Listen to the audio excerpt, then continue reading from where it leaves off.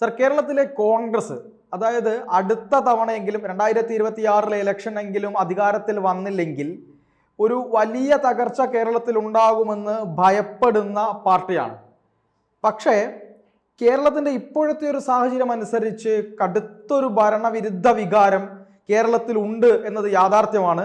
പല വിധത്തിലും, അതായത് ഇടതുപക്ഷത്തിൻ്റെ ഒന്നാം പിണറായി സർക്കാർ അധികാരത്തിൽ വന്ന സമയത്ത് സോഷ്യൽ മീഡിയ പ്രതികരിച്ചത് എങ്ങനെയാണെന്ന് എനിക്കിപ്പോഴും കൃത്യമായി ഓർമ്മയുണ്ട്. കാരണം പിണറായിയുടെ വാഴ്ത്തുപാട്ടുകളായിരുന്നു ഉണ്ടായിരുന്നത്. പക്ഷേ ഇപ്പോൾ സോഷ്യൽ മീഡിയ എടുത്തു നോക്കിക്കഴിഞ്ഞാൽ CPM-ന്റെ അണികൾ പോലും പരസ്യമായി വന്ന് വിമർശിക്കുന്ന രീതിയിലേക്ക്, പരസ്യമായി ട്രോളുന്ന രീതിയിലേക്ക് കാര്യങ്ങൾ പോയിട്ടുണ്ട്. പക്ഷേ ഈ സമയത്തും കോൺഗ്രസിനകത്ത് മുഖ്യമന്ത്രി തർക്കം രൂക്ഷമായിക്കൊണ്ടിരിക്കുകയാണ്. അതായത് ഇലക്ഷൻ നടന്നിട്ടില്ല, അധികാരം കിട്ടുമോ എന്നറിയില്ല.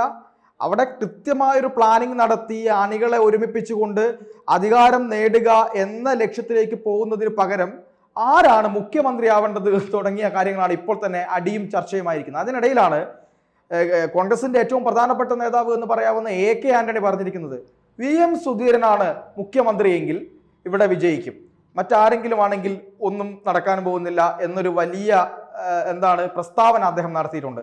സത്യത്തിൽ ആന്റണിക്ക് കേരളത്തിലെ കോൺഗ്രസ് രക്ഷപ്പെടുന്നത് തീരെ ഇഷ്ടമല്ലേ എന്നൊരു സംശയം എനിക്ക് തോന്നുകയാണ്. എൻ്റെ പേഴ്സണൽ ഒപ്പീനിയൻ ആണ്, അല്ലെങ്കിൽ സംശയമാണ്. സാറിന് എന്താ തോന്നുന്നത്?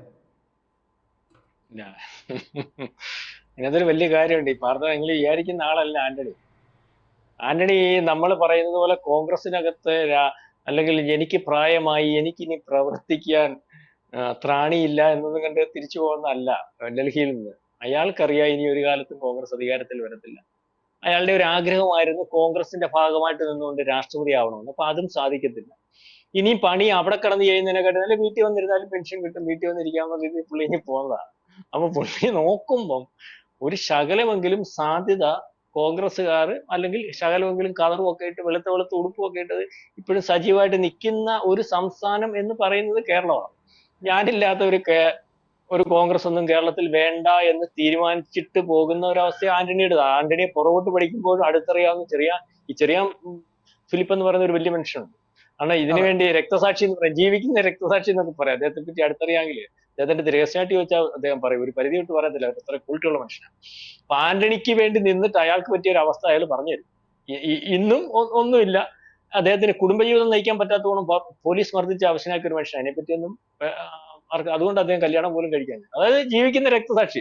ആന്റണി എന്ന് പറയുന്ന ആള്, ഈ പറയുന്ന ആന്റണിയുടെ മകൻ ഇപ്പൊ BJP ഇല്ല. അതിനകത്ത് ഇപ്പോഴും സംശയമുണ്ട്. BJPക്ക് അകത്ത് പോയത് അന്ന് അതിനുവേണ്ടി എതിരെ സംസാരിക്കുകയൊക്കെ ചെയ്തെങ്കിലും അത് വളരെ അവർ രണ്ടുപേരും മാതാവും പിതാവോട് ആലോചിച്ച് തീരുമാനിച്ചു കൊടുത്തിട്ട് അവരുടെ അനുഗ്രഹത്തോടു കൂടി പോയെന്നാ പറയുന്നത്.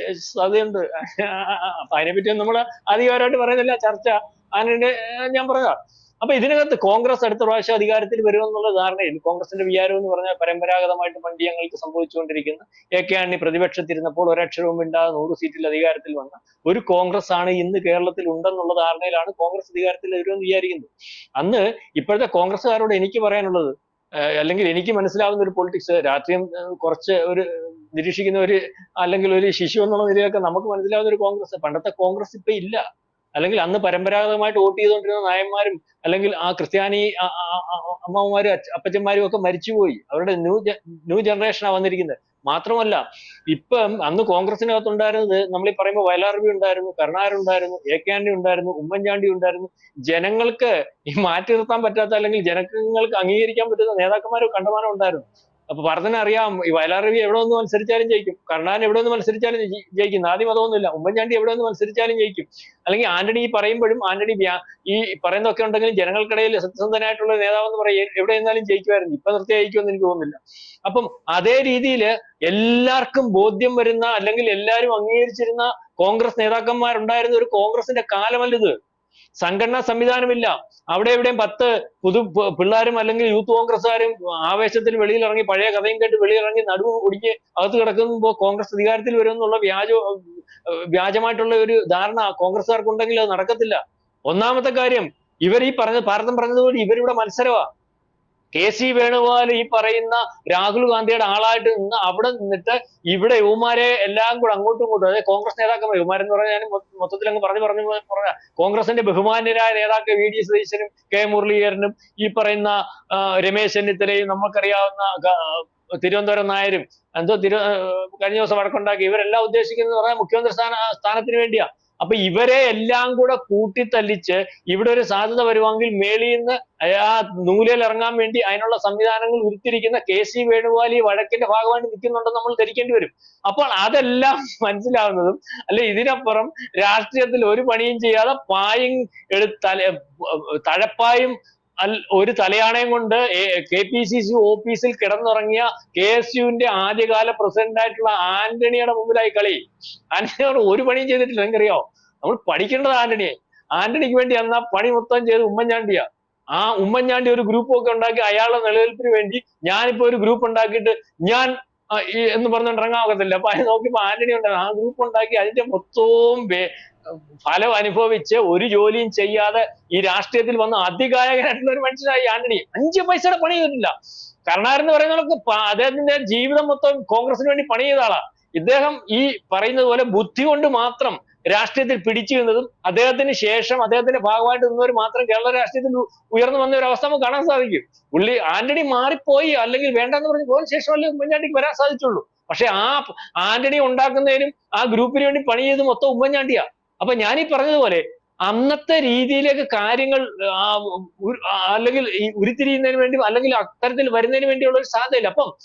ഇപ്പം നോക്കിയപ്പോ ഈ പറയുന്നത് പോലെ ഏതെങ്കിലും സാധ്യതയിൽ ഈ പറഞ്ഞ പോലെ ഒച്ചയഴിഞ്ഞ അക്ഷരമാവുന്നത് പോലെ വന്നാൽ അല്ലെങ്കിൽ KC വേണുഗോപാലോ അല്ലെ കോൺഗ്രസ് അധികാരത്തിൽ സഹിക്കാൻ ഈ ആന്റണിക്ക് നടക്കത്തില്ല. അപ്പൊ ഞാനില്ലാത്തൊരു കോൺഗ്രസ് ഒന്നും ഇവിടെ വേണ്ട. മാത്രമല്ല നാളെ കാലത്തെ ഇവിടെ BJP വന്നാൽ അതിനകത്ത് BJP വരണമെങ്കിൽ ന്യൂനപക്ഷത്തിന് കൂടുതൽ താല്പര്യം ഉണ്ടാകുന്ന BJP ഉണ്ടായാലേ വരത്തുള്ളൂ. അതിനുവേണ്ടി ഇവിടെ ഈ പറയുന്നത് നമ്മൾ പല പേരുടെയും പേര് നമ്മൾ തന്നെ പറയത്തില്ല, നമുക്ക് അതിനകത്തൊരു താല്പര്യം ഇല്ലെങ്കിൽ. PC ജോർജിനെ BJPയുടെ മുഖ്യമന്ത്രി സ്ഥാനാർത്ഥിയായി കൊണ്ടുവന്നാൽ നമുക്ക് ഒരുപക്ഷെ ക്രിസ്ത്യാനി വോട്ട് ചെയ്തേക്കും. അതുപോലെ ആന്റണിയുടെ മോനെ മുഖ്യമന്ത്രി സ്ഥാനാർത്ഥിയാക്കി കൊണ്ടുവന്നുകൂടെ? അല്ലെങ്കിൽ അത്തരത്തിൽ ആലോചിക്കുന്നതിന് വേണ്ടിയാണോ കഴിഞ്ഞ പ്രാവശ്യം ഇവിടെ BJP മത്സരിച്ചതെന്ന് പറഞ്ഞ പോലും ചർച്ചയായില്ലേ? ഈ ഒരു സാധ്യം ഇതിന്റെ ഇടയ്ക്കൂടെ പ്രൊമോട്ട് ചെയ്തുകൊണ്ട് വന്നാൽ എന്താണ് കുഴപ്പം? ആന്റണിയെ നിങ്ങൾക്കാർക്കും അറിയുന്നതല്ല. അപ്പം എല്ലാ പണിയും നിർത്തി ഒരു സാധ്യതയില്ലെന്ന് കണ്ട് അകത്ത് കയറി ഇരിക്കുന്ന SNDP യൂണിയന് യാതൊരു താല്പര്യവും ഇല്ലാത്ത ഒരു സുധീരനെ കണ്ടാൽ അന്നേരം വെള്ളാപ്പള്ളി ഗണേശൻ അടിക്കും, അടുത്തടുത്ത് അടിക്കും, അറിയാമല്ലോ അവരുടെ രണ്ടാണ് രാഷ്ട്രീയം. അപ്പൊ ആ ഒരാളെ കൊണ്ടുവന്ന് അവതരിപ്പിച്ചാൽ ഇതിനകത്ത് പുള്ളിക്ക് ഒരു പേരുണ്ടല്ലോ സുധീരന് പേരെന്ന് പറഞ്ഞാൽ അദ്ദേഹം അഴിമതിക്കാരനല്ല, പക്ഷെ വാശിപിടുത്തക്കാരൻ. അങ്ങനത്തെ വാശി പിടിക്കുന്നതിന്റെ രാഷ്ട്രീയത്തിൽ എല്ലാവരെയും കൂടെ കൂട്ടി യോജിപ്പിച്ച് കൊണ്ടുപോകാൻ പറ്റുന്നത്. അതുകൊണ്ടാണ് അദ്ദേഹത്തിനെ KPC പ്രസിഡന്റ് ആക്കി നോക്കണൊക്കെ ഇവിടെ ജയിക്കാൻ. കാരണം പുള്ളിക്ക് മാത്രമുള്ള താല്പര്യം, അത് ഈ മാത്രമുള്ള താല്പര്യം പുള്ളിയുടെ ഇമേജും മാത്രം നോക്കി പോകുന്ന ഒരാൾക്ക് ഒരിക്കലും ഒരു രാഷ്ട്രീയ പാർട്ടിയുടെ നേതാവാൻ പറ്റും. അപ്പൊ ആ രീതിയിലുള്ള സുധീരനെ കൊണ്ടുവന്നുകൊണ്ട് ഇട്ടുകൊടുത്താൽ ഇപ്പോൾ ഉള്ള എല്ലാം കലങ്ങി മൊത്തത്തിൽ കലങ്ങി കോൺഗ്രസ് അധികാരത്തിൽ വരാത്തൊരവസ്ഥ ഉണ്ടാവും. അടുത്ത പ്രാവശ്യം അല്ലെങ്കിൽ പോലും വിദൂര ഭാവിയിൽ ഇദ്ദേഹത്തിന്റെ മകനെ BJPയുടെ ഭാഗമായിട്ട് നിന്ന് അല്ലെങ്കിൽ BJPയുടെ ഇവിടുത്തെ ക്രിസ്ത്യൻ മുഖ്യമന്ത്രി സ്ഥാനാർത്ഥി എന്ന് അതിനകത്തൊരു ഭാവി ഉണ്ടാക്കി അദ്ദേഹത്തിന്റെ കുടുംബം രക്ഷപ്പെടുത്തുന്നതിന് വേണ്ടിയുള്ള സംവിധാനമൊക്കെ മുന്നോട്ട് പോകുന്നതായിട്ടാണ് എന്റെ ഒരു ചെറിയ രാഷ്ട്രീയത്തിനകത്ത് നിന്ന് എനിക്ക് മനസ്സിലാവുന്നത്.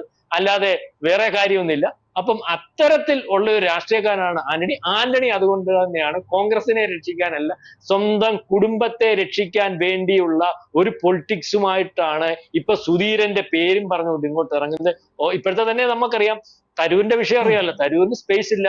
അടുത്ത സ്പേസ് അയാൾ ഉദ്ദേശിക്കുന്ന കേരള മുഖ്യമന്ത്രി സ്ഥാനമാണ്. അപ്പൊ ഇത്രയും നോക്കിയിട്ടും അയാളെ പരിഗണിക്കുന്ന ഒരു അവസ്ഥയില്ല. അപ്പൊ എനിക്കില്ലെങ്കിൽ ഇവിടെ കോൺഗ്രസ് മുഖ്യമന്ത്രി വേണ്ടാന്ന് തരൂർ തീരുമാനിച്ചാൽ കഴിഞ്ഞ ദിവസം തരൂർ ഈ അഭ്യാസമല്ലേ കാണിച്ചത്. അപ്പൊ അതേ അഭ്യാസം കൊണ്ട് തന്നെയാണ് അപ്പൊ തരൂരിനെ കഴിഞ്ഞ ദിവസം ഡൽഹിയിൽ വിളിച്ചപ്പോൾ തരൂരിന്റെ ആയിട്ടുള്ള ചർച്ചയിൽ നമ്മുടെ ഇവിടുത്തെ KC വേണുഗോപാലിനെ പങ്കെടുപ്പിച്ചില്ലെന്നോ അല്ലെങ്കിൽ മാറ്റി നിർത്തിയില്ലെന്നോ, അപ്പൊ അത് തരൂരിന്റെ മനഃശാസ്ത്രം മനസ്സിലാക്കിയ ചർച്ച നടത്തിയത്. KC വേണുഗോപാല് ഞാനിരിക്കുന്നിടത്ത് എന്റെ കാട്ടി വലിയ നേതാവായിട്ട് ഇരിക്കണ്ട. അപ്പൊ ആ മനഃശാസ്ത്രം വിചാരിച്ച് ചർച്ച നടത്തുന്നതിന് ഒരുപക്ഷെ രാഹുൽ ഗാന്ധി എന്ന് പറയുന്ന ആൾക്ക് സാധിച്ചു. അതിനകത്ത് രാഹുൽ ഗാന്ധിക്ക് എന്റെ വകയൊരു ഷേക്കാനുണ്ട്, ഞാൻ മനസ്സിലാവുന്നുണ്ട്. അത്രയൊക്കെ ഉള്ള ബുദ്ധിയുള്ള വിവരം വെച്ചോ എന്നാണ് പലരും ചോദിച്ചത്. കാരണം ശശി തരൂരുമായി ബന്ധപ്പെട്ട ചർച്ചയ്ക്ക് നിങ്ങൾ പുറത്തു നിൽക്കൂ, ഞങ്ങൾ സംസാരിച്ചിട്ട് വിളിക്കാമെന്ന് പറഞ്ഞു എന്നാണ് റിപ്പോർട്ടുകൾ വരുന്നത്.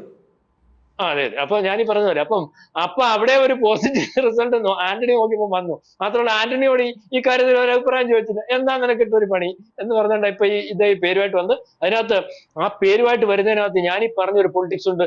നാളെ കാലത്തെ കോൺഗ്രസിന്റെ മുഖ്യമന്ത്രി സ്ഥാനാർത്ഥിയെ തീരുമാനിക്കാനല്ല VM സുധീരൻ സുധീരന്റെ പേരുമായിട്ട് AK ആന്റണി വരുന്നത് BJPയുടെ മുഖ്യമന്ത്രി സ്ഥാനാർത്ഥി സ്വന്തം മകനാകുന്നതിന് വേണ്ടിയുള്ള ഒരു കളിയാണ്. ആ കളി ആന്റണി എന്ന പറയുന്ന രാഷ്ട്രീയക്കാരന് മാത്രം മനസ്സിലാവുന്ന കളിയാണ്. നമ്മൾക്കിപ്പോ അത് മനസ്സിലാവത്തില്ല, നാളെ കാലത്തെ മനസ്സിലാവും. അതായത് ആന്റണി കളിച്ചിട്ടുള്ളത് നാളെ കളിക്കാൻ പോകുന്നത് എന്നും സ്വന്തം താല്പര്യത്തിന് വേണ്ടി മാത്രമാണ്. അതുകൊണ്ട് തന്നെയാണ് ഈ സുധീരനെ ഇപ്പൊ കൊണ്ടുവന്നത്. നാളെ കാലത്തെ BJPയുടെ മുഖ്യമന്ത്രി സ്ഥാനാർത്ഥി ആരായിരിക്കും, ആരാവണം, അത് എന്റെ വീട്ടിൽ നിന്നാവട്ടെ എന്നുള്ള, അല്ലെങ്കിൽ അതിനുള്ള സാധ്യത വർദ്ധിപ്പിക്കുന്നതിന് വേണ്ടിയുള്ള ഒരു പോക്കാണ് പോകുന്നത്. അത് നമുക്ക് പിന്നെ മനസ്സിലാവും. അല്ലാതെ കോൺഗ്രസിനെ രക്ഷിക്കാനുള്ള പോക്കല്ല. ഏതെങ്കിലും ഒരു പഴുതുണ്ടെങ്കിൽ കോൺഗ്രസ് അടുത്ത പ്രാവശ്യം കൂടെ അധികാരത്തിൽ വരാതിരിക്കുന്നതിന് വേണ്ടിയുള്ള ഒരു കളിയാണ് ആന്റണി കളിക്കുന്നതാണ് എന്റെ രാഷ്ട്രീയത്തിൽ നിന്നും എന്റെ വീക്ഷണത്തിൽ നിന്നും എനിക്ക് മനസ്സിലാവും. ശരി സർ. എന്തായാലും ഈ പ്രസ്താവനകളൊക്കെ എന്തിനു വേണ്ടിയാണ് എന്നത് കോൺഗ്രസ് നേതാക്കന്മാരും അണികളും പ്രവർത്തകരും ഒക്കെ മനസ്സിലാക്കി പ്രവർത്തിച്ചാൽ അവർക്ക് നല്ലത്. അതുപോലെ തന്നെ എനിക്ക് മുഖ്യമന്ത്രിയാവണമെന്ന് പറഞ്ഞുകൊണ്ട് പ്രവർത്തിക്കുമ്പോൾ ജനങ്ങൾക്കിടയിലേക്ക് തന്നെ എത്രത്തോളം താഴ്ന്നു പോവുകയാണ് കോൺഗ്രസ് എന്നുള്ളതും അവരുടെ നേതാക്കന്മാർ തീരുമാനിക്കട്ടെ, ചിന്തിക്കട്ടെ എന്ന് മാത്രമാണ് പറയാനുള്ളത്. എന്തായാലും ഈ ചർച്ചയുമായി സഹകരിച്ചതിന് ഒരുപാട് നന്ദി സർ. കൂടുതൽ വാർത്തകളും വിശേഷങ്ങളും നിങ്ങളിലേക്ക് എത്താൻ ABC മലയാളം സബ്സ്ക്രൈബ് ചെയ്യുക, ബെൽ ബട്ടണും അമർത്തുക.